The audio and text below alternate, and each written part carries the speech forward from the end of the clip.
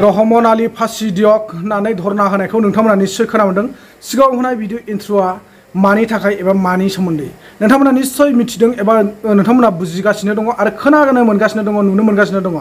जानानै थांनाय मे मासनि 3 थारिखआव दुधनैआव बैसागु फांसनाव सासे लाइमोन हिन्जावसाखौ रेप खालामनाय आरो 5 थारिखआव हिन्जावसानि बिदाखौ बुथारनाय बेफोरबायदिनो गोबां जाथाया जानानै थांबाय। दा बिनि सायाव जोंहा एबसुनि माखासे सोद्रोमाफ्रा एबा सुबुंफ्रा अनलि बेयाव एबसुल' बुंनो थाङोब्ला गोरोन्थि जागोन, गासैबो जोंनि बर'फ्रानो धरनानि रेलिखौ लामारबाय। थारैनो रहमान आलिमोनखौ आरो बै माखासे सुबुंफोरखौ दुथांफोरखौ फासिनि साजा होनांगौ होननानै धरना होनायखौ नोंथांमोना खोनानो मोनदों।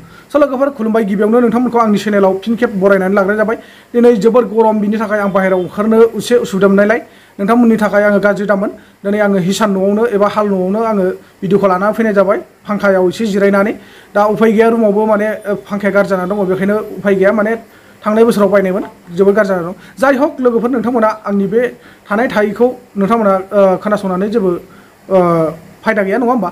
जास्ट जोंनो नांगौ ससियेल मिडियानि खौरांखौसो, नङा होमबा?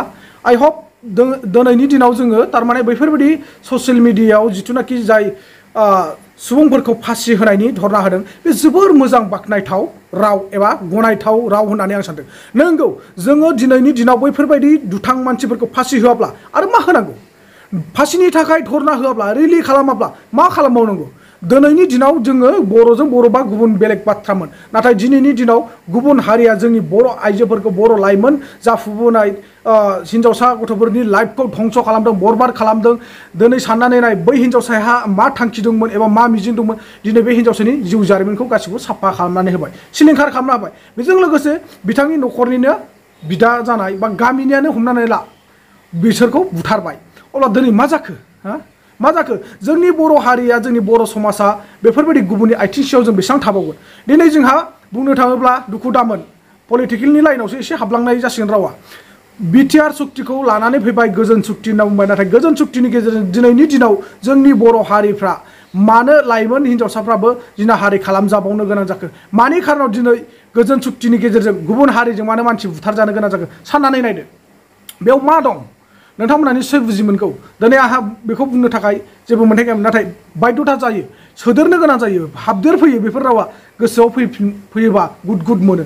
नाथाय गोबां समनिफ्राय जों बुंबोदों, गोजोन सुक्ति फैबाय, बिटिआर एकर्डजों गासिबो गोजोन जाजोब्बाय, हिन्दु मुस्लिम बेयाव रावबो जेबो गैला, बर'नि जेबो सोदोबथि गैला, दिनै मोनसेयानो जाजोब्बाय होनना बुंदोंमोन। नाथाय दिनै मोनसेयानो जादोंब्ला जोंखौ मानो नारसिननो बोलो मोन्दों गुबुना? साननानै नायदो, गुबुना मानो नारसिननो थाखाय खाबु मोन्दों? जोंखौ बिटिआर सुक्तिनि गेजेरजों बिथांमोना सोलो मोननानै नर्मेल नुनायलाय बिथांमोना जोंखौ गादबदों, ट्राय नायदों, नायगासिनो दङ। जोंनि बर'आबो एसेल' नङा, धेमालि নহয় আমাৰ বড়ো সকলেও নর্মেল বলে নাভাবিবি কেতিয়াও, ডেঞ্জাৰ আছে। কিন্তু আপোনালোকে মুছলিম হয় যিটো বড়োসকলক অত্যাচাৰ কৰিব বিচাৰিছে, এইটো কেতিয়াও নহ'ব, নেভাৰ জানাই নङা।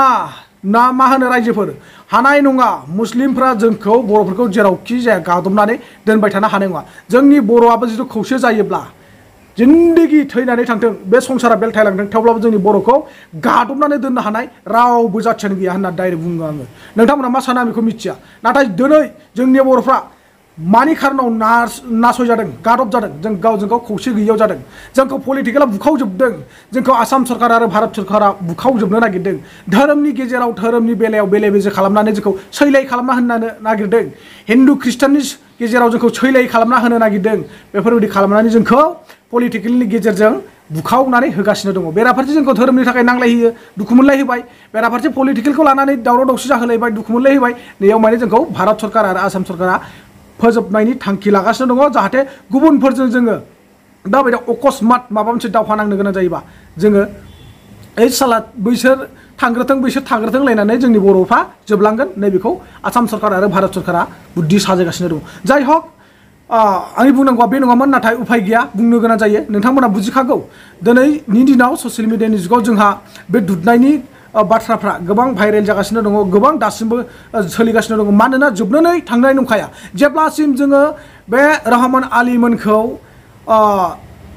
मा तालुकदार होनो, बिथांमोनखौ जोङो जेलाव सोनायखौथ' बाद दोन बिथांमोनखौ फासिनि साजा होनाय खोनायागौमानि जोंनि जिउआव गोजोन फैनाय नङा अर्थात बिथां थैनानै थांनाय सुबुंफोरनि आत्माया सान्थि माब्लाबाबो मोननाय नङा आरो बै न'खरा माब्लाबाबो गोजोननाय नङा दा नोंथांमोना सिगाङाव जिथुनाखि एबसुआ रेलिनि हाबाफारि लादों एबा धरना होदों बेखौ नोंथांमोना नायनानै लानो हागोन बिनि सिगां नोंथांमोना एबसुनि मानगोनां मेलेमजिबि सोद्रोमाफ्रा एबा सान्थौ गुरै मेलेमजों सानगिरिफ्रा मा बुंदों बे केसनि सायाव बै जायगायाव थांनानै मा हाबाफारि लाहैदों नोंथांमोना निश्चय जोबजासिम भिडिअखौ नायब्ला बुजि मोनगोन होननानै आं आसा खालामबाय स' थेंक इउ स' माच लोगोफोर नोंथांमोना जाहाथे दिनै भिडिअखौ जोबजासिम नायगोन होननानै आङो मिजिं थिबाय अब्ला नोंथांमोना देरि खालामाजासे बे भिडिअखौ नायनानै लादो बानजायनायजों दाखालि 3 तारिखआव दुधनैयाव सानै हिनजावसाखौ माने जिनाहारि खालामनाय जाथाय लोगोसे बे जिनाहारि जाथायजोंनो लोब्बा थानाय दायनिगिरिखौ खौरां लानो थांनाय हिरण्मय खाख्लारिखौ अयनाय भाबै 5 तारिख खालि आक्रमण खालामनानै जिउ फोजोबनाय बे मोननैबो जाथायखौ निन्दा खालामनानै दिनै दुलाराय बर' फरायसा आफादा दिनै रेलि हाबाफारि लादों आरो बे रेलि हाबाफारिनि गेजेरजों बेखौनो आसाम सरकारनिसिम आरो पुलिस प्रशासननिसिम जोङो दाबि दैखांदों जे बे घटनायाव बा बे जाथायाव लोब्बा थानाय दायनिगिरि बिथांमोनखौ माने जिउ जोबजासिम फासि होनायनि गेजेरजों बिथांमोनखौ साजा होनांगौ 1 नम्बर 2 नम्बर बिथांमोनखौ फार्स्ट माने कर्टआव लाबोनायनि गेजेरजों बिथांमोनखौ माने बिसार खालामनांगौ साजा होनांगौ आरो लोगोसे जाय बिथाङा जिउ जोब्बाय दिनै हिरण्मय खाख्लारि बे बिथांनि न'खरनिसिम 20 लाख माने अनसुंथाइ बा कम्पेनसेसन रां माने होनांगौ आसाम सरकारा जोङो दाबि खालामदों आरो सानै हिनजावसाया जितु रेप खालामजादों बे सानै हिनजावसानो आसाम सरकारा जेन 5 लाख रां करियै बिथांमोननो जेन कम्पेनसेसन होयो बे मोनथाम दाबिखौ लानानै जोङो दिनैनि बे रेलि हाबाफारिखौ लादों लोगोसे बेफोरबायदि माने जाथाया जोंनि समाजनि थाखाय नाजावथाव नङा आरो बेफोरबायदि जाथायखौ जोङो माब्लाबाबो दुलाराय फरायसा आफादा नुनानै जोङो ओरैनो सिरि थाबोफेराखै दा बै जाथायखौ जोङो मुगैनाय दिन्थिनानै आरो बै जाथायखौ जोङो खुद्रिनाय दिन्थिनानै आरो बे जाथायनि सायाव न्याय मोननांगौनि थाखाय आरो आसाम सरकारा बा पुलिस प्रशासना बिनि सायाव गोख्रों मोनसे एक्सन लानांगौनि थाखाय दिनैनि बे हाबाफारिखौ जोङो लानाय जादों आरो 27 अफ दिस मान्थ जोङो आरोबाव जोङो दुधनैयाव मिरु दुलाराय फरायसा आफाद आरो दुधनै गवालपारा जिल्ला एबसु जथायै गुबुन गुबुन जिल्ला एबसुनि माने बाहागो लानायनि गेजेरजों 2 घन्टिया आरो रेलि हाबाफारि जोङो दोनबावदों बै हाबाफारिनि गेजेरजोंबो जोङो बे दाबिखौ जोङो लाखिगोन दा बेखायनो गोबाव खालामाजासे आसाम सरकारा आरो आसामनि पुलिस प्रशासन बिथांमोना जे जों जे दाबि होनाय जेनाखि माने जे दाबिफोर बेखौ माने थाबैनो सुफुंनांगौ आरो बे जाथायनि सायाव जायफोर माने दायनिगिरि बिथांमोनखौ गोख्रों साजा होनांगौ बे माने जाथायनि सायाव लोब्बा थानाय बिथांमोनखौ गोख्रों साजा होनायनि गेजेरजों मोनसे मेसेज थांहोनांगौ जे जेन रावबो बेबायदि जाथाय माने खालामनो थाखाय साहस मोना बेबायदि माने मोनसे बिसार जोङो दिनै लुबैदों गोजोनदों सम माब्लाबा बेबायदि जाथाय जायो नाथाय न्याय मोननो थांनो नंगौ बियो माने सम बेबायदि जाथाया माने जादों जायगा जायगा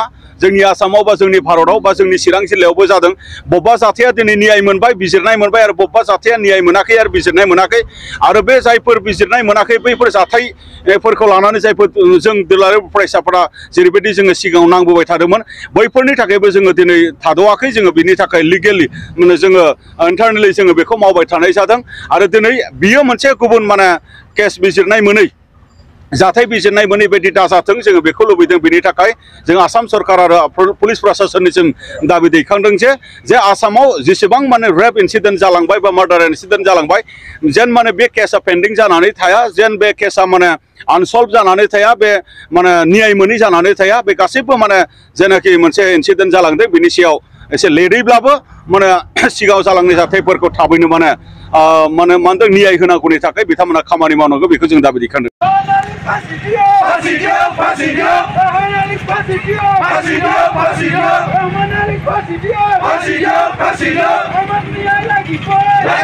Lagi boy.